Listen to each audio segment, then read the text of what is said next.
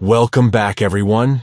In today's video, we will guide you through the process of logging out from WhatsApp Web. Follow these simple steps to ensure your account is securely logged out.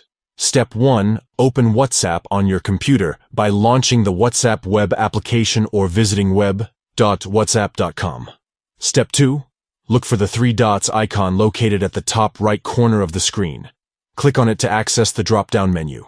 Step 3. From the drop-down menu, select Settings to access the settings options for WhatsApp Web. Step 4. Scroll down the settings page until you find the Logout option.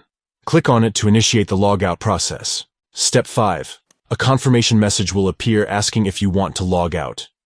To proceed, simply click on the Logout button. By following these steps, you can easily log out from WhatsApp Web and ensure the security of your account. We hope you found this tutorial helpful. If you have any questions or need further assistance, please let us know in the comments below. Don't forget to give this video a thumbs up and subscribe to our channel for more informative tutorials. Thank you for watching, and we'll see you in the next video.